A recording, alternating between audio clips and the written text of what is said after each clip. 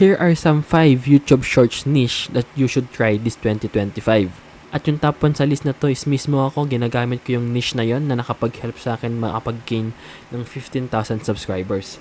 At para updated kayo sa mga video ko, lalo na pag naglalabas ako ng mga ganitong niche at para makasabay kayo agad, click nyo na yung subscribe button. Malamang sa malamang, alam nyo na to. Ito yung ASMR cutting videos. So nakapag-upload rin ako ng tutorial kung paano to gawin. At feeling ko, ito yung pinaka magandang gawin ngayon dahil medyo unsaturated pa siya. Konti pala yung gumagawa nito. Wag lang kayo mag-focus sa fruits. Yun yung nakikita kong may gumagawa na eh.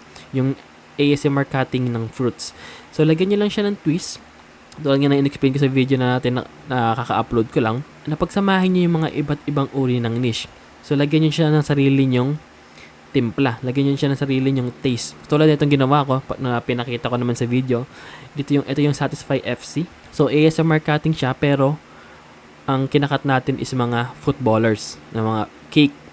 So, ito sobrang lawak pa ng pwede natin gawing video dito. Pwede tayong magkatan trophy, jerseys, footballs, anything. Sobrang lawak ng pwede nating magawang content dito. Sa lahat ng niche na ibibigay ko today, guys, wag lang kayo mag-focus sa niche na yon. So, in-narrow down nyo pa, lagyan nyo pa ng sarili nyong timpla. Paghalo-halo kayo, paghaluin nyo.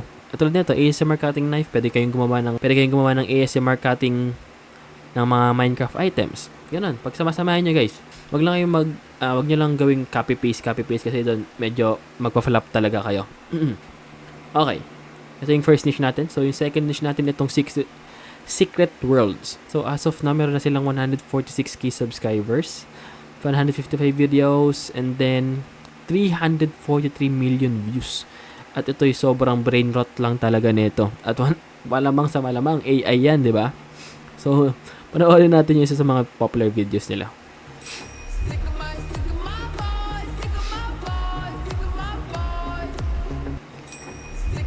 That's it.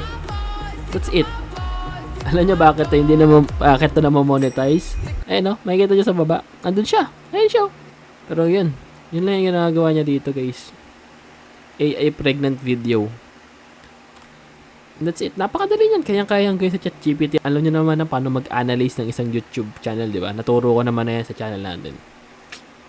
Next is Rico Edits. Ito yung top 3 natin for the...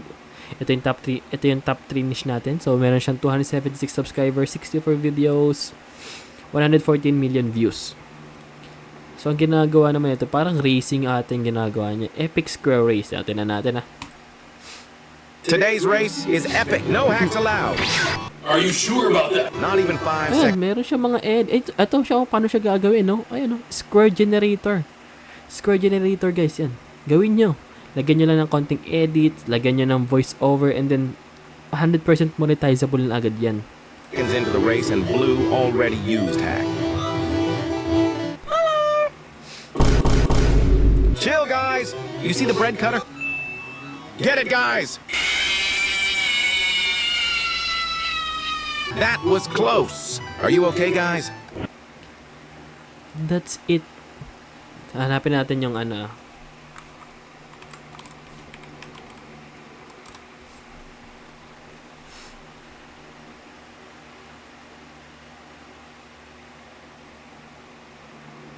Ayun, meron tutorial dito, how to create your own Square Race game.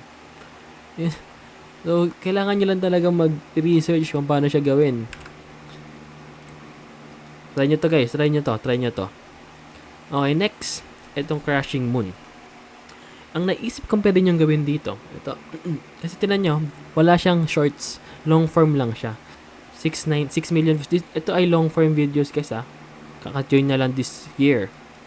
20k subscribers. Long form videos to, guys. And if i-convert nyo to sa shorts, I think this will be a good type of content.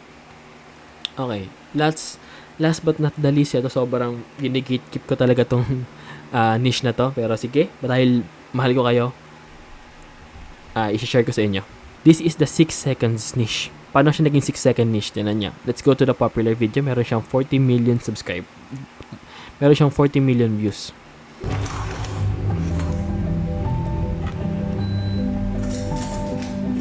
That's it. Nag-loop na yun, guys. This clip is only 6 seconds. Pero ba't dumami yung views niya? Kasi babasahin mo to, Namibia first female president has reportedly ordered for the deportation of over 500 Americans, stating if African needs visas to enter. So, hindi mo na mamalaya, naglulup yung video. So, dumadami yung views niya. And that's so sobrang talino na nakaisip nun. Kahit ako mismo ginagamit ko sa mga YouTube shorts ko.